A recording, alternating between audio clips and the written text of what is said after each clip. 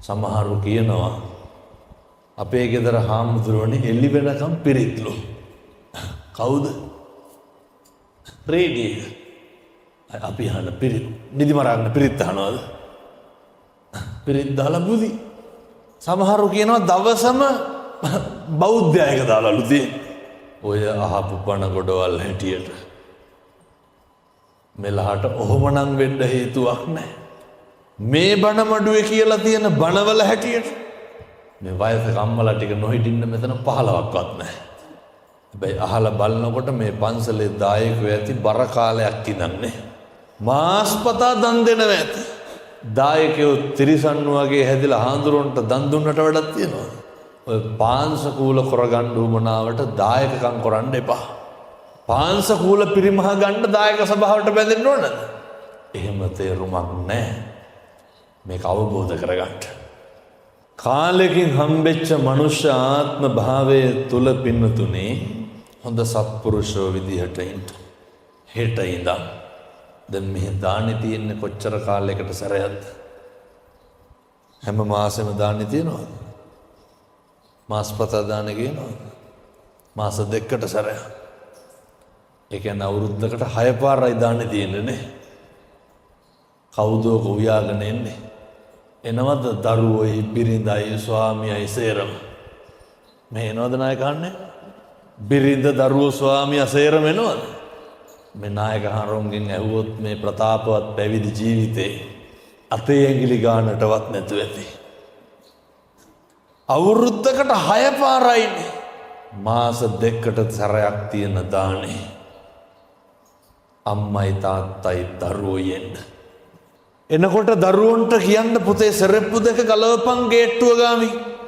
ඔව් උගන්නලා ඇත්තේ මං හිතන්නේ මේ වෙනකොට. ඒක තමයි අර බයිසිකල් ස්තෝප්පෙන් නවත්තන්නේ. බාට ගලවන්නේ ලැබුම්ගේ උළුවස්ස ගාමි. මෙහෙනම් නැතුව එදිහම.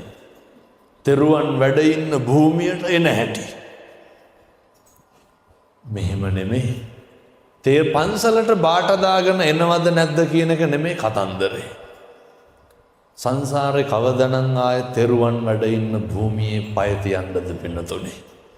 ඒක දරුවන්ට කියලා දෙන්න. පුතේ මේ යන්නේ තෙරුවන් වැඩ ඉන්න තැනකට. හාඳුරුව ගාව ගන්න එපා මෙවට. මේ ඒක දරුවන්ට කියලා දෙන්න. සංසාරේ අපිට ආයේ තෙරුවන් ඉන්න තැනට යන්න හම්බෙන්නේ නැති වෙයි. හාමුදුරුවන්ට ආපු ගමන් දන ගහලා වඳින්න. සමහරක් කොල්ල බයිසිකල් ලැබිලා හෝන් ගහනවා ආවා කියන්න. තියෙන හැඟීම ඉස්සර අපේ අම්මලා එහෙමද? ඒක හැදෙන්න ඕනේ. දරුවන්ට ධර්මය අවබෝධ වෙන්න ඕනේ. දරුවන්ට පොඩි කාලේ නම් තේරෙන්න ඕනේ මේකේ වටිනාකම. එතකොට පව් කරන්නේ. දානේ ටික දරුවොත් එක්ක ගෙනල්ලා දරුවොත් එක්කම බෝමලුව අමදින්න පිං සිද්ධ වෙන්නේ නැද්ද? බැරිකමද නොකරනකමද? නොකරනකමනේ. චෛත්‍ය මලු අමදින්න දානේ ටික දීලා වැඳලා යන්න. ඕවා වෙන්න ඕන දේවල් අපේ. මොකද දැන් ওই පැයක් ඕකට ගත කරන්න බැරි කෝටි ගාණක් පාඩු වෙනවද ওই පැයට? දැන් කොයි මෙච්චර කාලයක් වෙලාවක් නැහැ කියලා වෙල් වලට බත් අදිනවා වගේ සමහරු දන් අරන් යනව නේද? අරන් ගියා තොක් ගාලා තිබ්බා බහුව ගියා. එහෙම දන් අදින්න එපා. ආන්දුරලා කණ්ඩ බොණ්ඩ නැතුව මහන්නා නෙමෙයි එහෙම දන් දෙන්න. ඔයත් පින්දාම් කරගන්න ඕනේ. දරුවෝ ටික හදා ගන්න ඕනේ. එහෙමයි කියලා හාඳුරලත් එක්ක වෛර බඳින්න එපා. හාඳුරලගේ සිල් හොයන්න යන්න එපා. අපේ නායක හාරනේ සමහර මිනිස්සු ඉන්නවා මිනිස්සුන්ට රකින්න බැරි සිල් හාඳුරලා ලව්ව රැක ගන්නවා. බුදුහාමුදුරුවෝ ගන්නොන මුඩකෝ මහනොන පත්ත චීවරදාරකෝ මහනෝ. තට්ටේ බෑවට පාත්‍රා සිවුරු දරුවට හාඳුරලා වෙන්නේ නැහැ. මේ නායක හාරලා මේ කරන කැපකිරීම.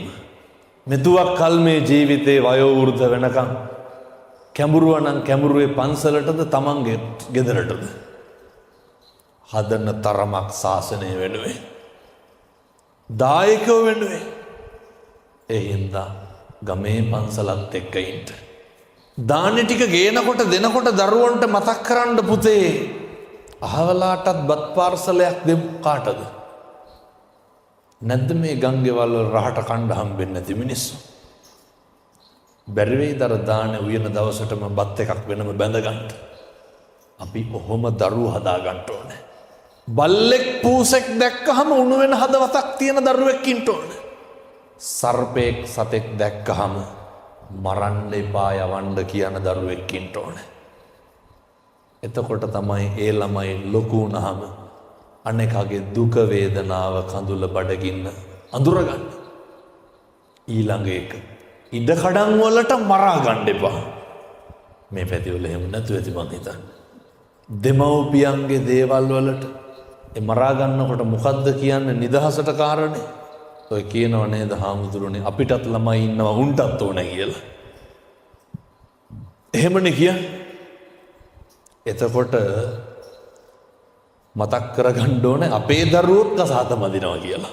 ඊට පස්සේ අපේ දරුවෝ මොකද කරන්නේ? අපේ දරුවන්ටත් ඕන කියලා අපේ ඌව බෙදා ගන්න පොර කනවා මගේ දරුවෝ ටික බෙදෙනවා කියන එක මතක් කරගන්න. ඒක දන්නේ නැත්නම් මේ වයසක අම්මලාගෙන් තාත්තලාගෙන් අහන්න. දලා දන්නවා හොඳට. ඒ දැන් මෙලහටම ළමයි පොකරේ අල්ලන වෙදිර නේද බෙදා ගන්න.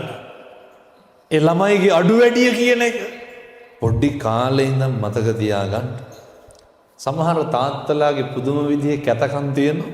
දරුවන්ට වෙනස්කම් කරනවනේ. අහවලාට වෙන විදියකට මෙයාට වෙන විදියකට. ඒ කරලා අපි ගාවට ඇවිල්ලා කියනවා හාමුදුරුවනේ ආදරේ ඒ වුණාට පෙන්නලා බෑ කියලා. පෙන්නන්න බැරි ආදරෙන් වැඩක් තියෙනවා. මැරිලා ගියොත් එහෙනම් මොකටද පෙන්නන්නේ? එහෙනම් බිරිඳට දරුවන්ට ආදරේ පෙන්නන්න. ආදරේ දෙන්න.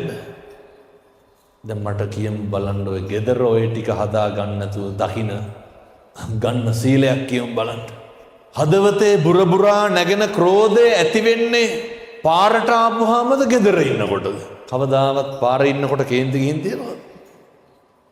ගෙට ගොඩ වෙන්න ඕනේ. දැන් ඔය කේන්තිය ද්වේෂය කියන එක බුදුහාමුදුරුවෝ උගන්වපු ප්‍රධාන අකුසල මූල තුනවල එකක් නේ. දැන් ද්වේෂය නැති කර ගන්න ඕන කොහෙන්ද එහෙනම්? ඇති වෙන්නේ කොහෙන්ද? ද්වේෂය ඇති වෙන්නේ ගෙදරින් නම්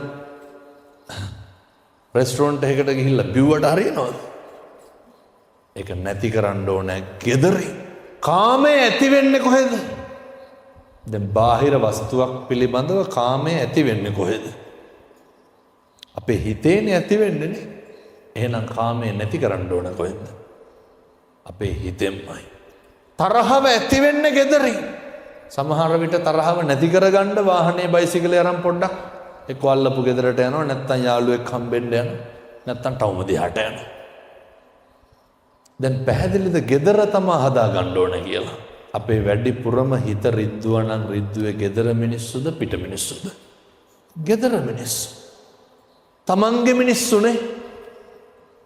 දුක හිතුණා නම් හිතුනේ පිට මිනිස්සු හින්දාද තමන්ගේ මිනිස්සු හින්දාද? එහෙනම් දැන් මේක හදා ගන්න ඕන කොහෙන්ද? ගෙදරින්. ගෙදරින් හදා ගන්න නම් පින්නතුනේ ඔය බුදුහාමුදුරුවෝ උගන්වනවා නේද අපිට අර නහි වේරේන වේරාණි සම්මන්තිත උදාචන අවේරේනච සම්මන්ති. ගෙවල් වල එකට එක කියන එක නවත්තන්න ඕනේ. මේ පැතිවලත් අර එකට එක කියනවද? සමහර තාත්තලා කියනව නේද? කට තලනවා කට වහපිය කියලා. ඇයි? ආයෙත් අපේ අම්මලා ඒකටම හරියනවද? අර වෛරය ඇති වෙලා බැනගෙන යන මනුස්සයාට ගුටි කාලා රෙදි කෑලි අරන් ගෙදරේ යන කම්ම මොකද කරන්නේ? කට වහනවද? නැහැ. වෛරය නැති කරන්න පුළුවන් මෛත්‍රියෙන් වෙන්නතුනේ. දැන් ආහාරයෙන් කුණු හරපෙන් බැනගෙන එනකොට මෙහෙන් කිව්වට වැඩක් නැහැ. සියලු සත්‍යෝ සූපත් වේවා නිදුක් වේවා කියලා බිරිඳ මෛත්‍රී කරුවට වැඩක් තියනවද? එව්වා මේ හිටි අඩිය කරන්න පුළුවන් එව්ව නෙමෙයි. කැත පුරුදු අපේ මොනවාද හිටි අඩිය කරනවනේ. සම්මා ජාතියකට පන්සලකට එන්නේ නැහැ. පිරිතාල ලේවමනේ දානවා කියලා දැනගත්තා මෙහි ඇවිල්ලා බෝධි පූජා වලට පඳුරු ගැට ගන්නවා. මේ පැත්තේ නම් එහෙම නැතුව ඇති. මේ ගිඩි ගහලා එනවා හාමුදුරනේ බෝධි පූජාවකට බාර වෙන්න ආවේ ඇයි කියලා අහනකොට නෑ අහර පණ අදිනවා. එහෙම මේ ස්විච් ඔබනවා වගේ මේව කරන්න පුළුවන්ද? ධම්මෝ හවේ රක්කති ධම්මචාරය. සනාතන බුදු වදන මොකක්ද? ධර්මයේ හැසිරෙන්න ඕනේ. ඉතින් හැසිරෙන්නේ නැතුව ධර්මයේ රකින්නේ නැහැ. gedara dora හොඳට පුරුදු වෙන්න. සබ්බ පාපස්ස කරණං අහලා ඇතිනේ. සියලු පව් නොකළ යුතුය. කුසලස්ස උපසම්පදා. මොකක්ද උගන්වන්නේ? සියලු කුසල් උත්පාදනය කළ යුතුය. මතක තියාගන්න. ඔය gedara ජීවත් වෙනකොට පින්නත් නේ. එකිනෙකාට බැන ගන්නකොට එක්කෙනෙක් බනිනකොට අනික් එක්කෙනා සද්ද නැතුව හිටියා මං සද්ද නැතුව ඉන්නවා දැන් හරියයි එහෙම හරියන්නේ මේකට මුල ඉඳන් තියෙන්න ඕන. අර අහලා තියෙනවද කිරිබොන කාලේ බත් කන්න එපා කියලා? බත් කන කාලේ බත් කන්න ඕන, කිරිබොන කාලේ කිරිබොන්න ඕන. පොඩි කාලේ ඉඳන් හැදෙන්න ඕන. අර මම මුලින් කියපු විදිහට අපේ තාත්තලා නැගිටිනකොට මං අම්මලාට පොඩි යෝජනාවක් කරන්න. තාත්තලා කරන්නේ නැති හින්දා හෙට ඉඳන් මේක කරන්න. තාත්තා නැගිටිනකොට තාත්තට බුදුහාමුදුරුවන්ට පූජා කරන්න වතුර වීදුරුවක් මේසෙ උඩින් තියලා තියන්න. ඔක බැරි වෙයිද කරගන්න හෙට ඉඳන්?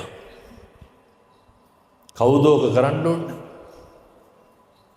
අම්මලා කරන්න ඕනේ. ඇයි?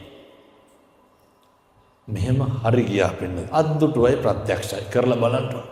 පැන් එක තාත්තලාට පූජා කරන්න කියලා මේ සුඩින් තියලා තියන්න. පින් සිද්ධ වෙන්නේ නැද්ද? උදේ පාන්දර බුදුහාමුදුරුවන්ට පැන් පූජා. විනාඩියක් ඇයි එතකොටනේ.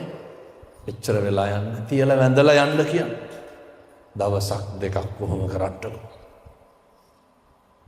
ඉස්සර අපේ ගංගෙවල් වල තිබ්බ මතකද? බත් එක උයපු ගමන් උඩින්ම කාටද? තාත්තට නෙමේ දරි මුදුන් බතෙන්ම කියලානේ. ඔව තියනවද? අම්මලා දරුවන්ටවත් කන්න දෙන්නේ නැලුනේ. බලන්න තිබ්බ බැඳීම. ඒකන ඉස්සර අම්මා මැරිලා වැඩි කල් යන්න කලින් තාත්තා මැරෙනවනේ. ඇයි? එච්චර බැඳීමක් තියෙනවා. ඔය තාත්තා බිම ඉන්නකොට අම්මලා ඉස්සර උඩ ඉන්නේ. හරි ගෞරවයක් තිබ්බා. පුදුම විදිහේ තාත්තා කනකන් අම්මලා පැත්තකට වෙලා ඉන්නවා. එහෙම තියෙන්න ඕන නැද්ද? එහෙම තියෙන්න ඕව තියනවද අද ගෙවල් වල? දැන් මොකක්ද මේ උගන්වන්නේ? අපි දැනගන්න ඕන අපෙන් කරන්න ඕන කරන යුතුයකම මොකක්ද කියන එක. අපි දැනගන්න ඕන අපේ භූමිකාව මොකක්ද කියන එක. බිරිඳගේ භූමිකාව කරන්න. ස්වාමියාගේ භූමිකාව කරන්න. දරුවෝ ඒව දිහා බලාගෙන තමයි හැදෙන්නේ. ඒ නිසා අකම්පිතව ජීවත් වෙන්න. ගෙදර පවුලේ ඉන්නකොට බුදුහාමුදුරුවෝ උගන්වනවා නේද? පුට්ටස්ස ලෝක ධම්මේහි චිත්තං යස්සන කම්පති අශෝකං විරජංකේම. මංගල කාරණාවල උගන්වන ඉන්ද්‍රකීලයක් වගේ ඉන්න මොනාටද? මේ ලෝකේ හැම එකක්ම වෙනස් වෙනවා. නින්දාව එන්නේ ප්‍රශංසා කරන මිනිස්සුන්ගේ. අපිට හොඳක් නොකියපු මිනිස්සෙක් කවදාවත් බනින්න නැතුව ඉඳලා තියෙනවා. බනින්නේ කවදා හරි හොඳ කියපු කෙනෙක්. ඒක දැනගෙන ජීවත් වෙන්න. ජීවිතේ හැමදාම සැප තියෙන්නේ නැහැ. දුකටපත් වෙන්නේ නැද්ද? දුකටපත් වෙනවා. හැමදාම කීර්තිය තියෙන්නේ නැහැ. නින්දාව එනවා. හැමදාම ලාභේ තියෙන්නේ නැහැ. මට අලාභේ එනවා කියලා දැනගෙන ජීවත් වෙන්න. දරුවෝ කියන්නේ සම්පතක් නේ. බුදුහාමුදුරුවෝ ගන්නනවානේ පුත්තාවත්තු මනුස්සා. දරුවෝ කියන්නේ හොඳ ලාභයක්. ඒ තුලින් කවදා හරි අලාභයක් වෙන්නේ නැද්ද? ඒ තුලින් කවදා හරි දුකක් ඇති වෙන්නේ නැද්ද? ඔය වයසක අම්මලාගෙන් තාත්තලාගෙන් අහන්න. කවදා හරි දරුවෝ හින්දා ගැන හිතලා අපි දුක් විඳිනවා. එනිසා පින්නතුනේ අටලෝ දහම ගැන කම්පා වෙන්නේ නැතුව ජීවත් වෙන්න. වෛර කරන බනින අඩුපාඩු කියන මිනිස්සු දිහා හැම කෙනෙකුටම උත්තර දෙන්න ගියොත් මොකද වෙන්නේ? මේ ලෝකේ හැම කෙනෙකුටම උත්තර දෙන්න ගියොත් මොකද වෙන්නේ? දැන් ඔය දැකලා තියෙනව නේද මගේ බණවල කෑලි කෑලි හරියට හැම තැනම ඔෂයා වෙනවා. පහුගිය දවස්වල මම බණකට යනකොට මට පැය දෙක තුනක් බණ කියන්න කිව්වා. මං අසනීපෙන් හිටපු නිසා මම කියනවා මම අද අසනීපෙන් ඉන්නේ කියලා. දැන් මේ මාස ගානකට කලින් කියපු එක. අද මගෙන් කට්ටිය අහනවා හාමුදුරනේ අසනීපද කියලා කෝල් එනවා. බලනකොට ඒ වීඩියෝ කෑල්ලක් කපලා දාලා වීඩියෝ එකක් හදලා මේ ලක්ෂ ගාණක් බලලා මගේ බණවල නමස්කාරය විතරයි ඉතුරු වෙලා තියෙන්නේ. කපා දානවා. පොඩි කෑලිනේ තප්පර 30 විනාඩි. ඔව්ව අල්ලගෙන ඔට්ටු වෙනවා. සම්පූර්ණ බණ අහලා නෙමෙයි. දැන් අර අපි කිව්වේ බුදුහාමුදුරු යශෝදරාගේ කුටියට වැඩිය කියලා. ඕක විතරයි ඕන් දාන්නේ. එතකොට මොකද්ද කියන්නේ? ආයිති පද හදන්න අපේ අම්මලා තාත්තලා තර සම්පූර්ණ දේශනාව හබු ඔය ඇත්ත දන්නවනේ. අර කියන්නේ මං කියනවා බුදුහාමුදුරුව කුටියට වැඩිය යශෝදර ඇඬුවා. ඔච්චරයි යන්නේ. එතකොට මිනිස්සු කියනවා මේ හාමුදුරුව මොනවාද මේ කියන බණ කියලා. අහලද? නෑ. අපේ අම්මලා ගෙදර රේඩියෝ එක දාගෙන බණ ඇහුවා වගේ. ඇහෙන ටික විතරයි. ඒ නිසා මතක තියාගන්න ධර්මයක් හරි විදියට හරි තැනින් තේරුම් ගන්න. මගේ හදවතින්ම මම ප්‍රාර්ථනා කරනවා මේ අම්මලාට තාත්තලාට තෘප්තිමත් විවාහ ජීවිතයක් ගත කරන්න අවශ්‍ය කරන ශක්තිය ධෛර්යය දලදා හාමුදුරුවන්ගේ පිහිටෙන් ලැබේවා. සාදු සාදු සාදු. පින්නත් මේ ගෙදර ජීවත් වෙනකොට ඉන්නකොට දැන් මේ කටින පිංකම් කාලෙනේ. කටින පිංකම් මේක ගැන කියනවා හොඳ බණක්. ඔය ඉස්සර 60යි ජාතික රූපවාහිනියේ. මේ කටින සනකෙලි වෙලා තියෙන්නේ. මතක තියාගන්න. කටින සිවුර වඩම්මනකොට ඒ බන්දේසියට රුපියල් 50ක් දාලා වැන්දට කටිනානිසංස හම්බෙන්නේ නැහැ. කටින පිංකම දවසේ ගෙනල්ලා කපුරුකේ කොස්සක් එල්ලුවට කටිනානිසංස හම්බෙනවද? එහෙමනම් ඉතින් බැරියයි මේක කරන්න. මේක මේ සල්ලිත් එක්ක කරන්න පුළුවන් එකක් නෙමෙයි. දන්නෙත් නෑ කටිනානිසංස කියන්නේ කණ එකක්ද බොන එකක්ද කියලා. වස්තුම් මාසයේ පුරාවටම සම්බුද්ධ ශාසනයෙන් කැප වෙලා තියෙන්න ඕන. කොහොමද ඒ කැපවීම කරන්න ඕන? ශාසනය උදෙසා කරන පූජා මනෝපුබ්බංගමා ධම්මා. මනස පූර්ව වෙන්න ඕන. අප්‍රමාණ හැඟීමකින් කටයුතු කරන්න ඕන. මේ උතුම් කටින චීවර යකරන්ට පූජා කරන්න මේ වස්තුම් මාසය භික්ෂුන් වහන්සේලාට කැඳ අවුල් පට්ටික පිළිගන්නන්ට දරුවොත් එක්ක එන්න මම පොඩි යෝජනාවක් කරන්නම්. තව කල් තියෙන හින්දා කටිනට පේවෙන්න. කටිනේ දවසට වඳිනකොට වැඳ ගන්නකොට මොකක්ද හිතෙන්න ඕනේ? මම කටිනේ වෙනුවෙන් මේ දේ කරා. කටිනේ වෙනුවෙන් මම කුණු හරපයක් නම් කිව්වේ නෑ. වස්තුම් මාසයේ වචනයෙන් මම සංවර වුණා. එහෙමයි වෙන්න ඕන. තථාගතයන් වහන්සේට ආමිසයම නෙමෙයි. උන්වහන්සේගේ ධර්මයට අනුව ජීවත් වෙමු. වස්තුම් මාසේ මම නැති බැරි වයසක උදවියට බෙහෙත් ටික පූජා කරා.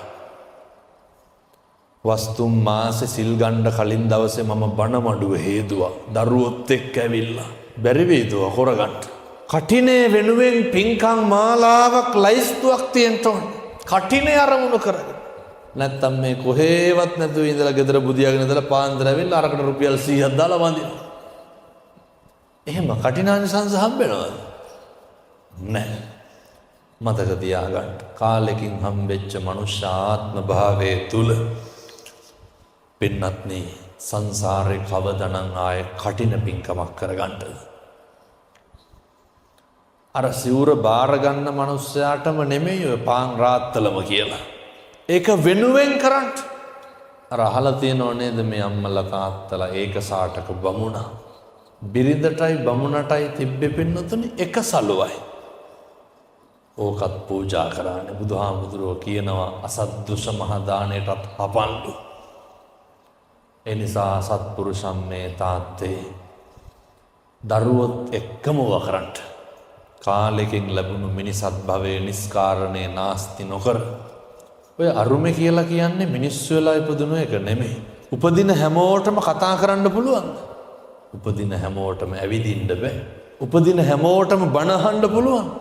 දැන් අපේ මේ චාමර මහත්තයාට හිතුණට බිරිඳ වෙනුවෙන් බණක් කියවන්න ඕන උපන් දිනේට. කොහොම සේරටම හිතෙනවා. එහෙම හිතෙන්නේ නැහැ. පින් කරන්න හිතෙන්නේ පෙර පින්කාරයින්ට. අපි හරි ස්වම්පෝෂිතයි මොනාගෙන්ද? මනුෂ්‍ය සම්පත්තිය, ශන සම්පත්තිය, හොඳ හිත, කුසල සිතුවිලි එමටමයි. ඒ නිසා ඕකෙන් හොඳට වැඩ ගන්න.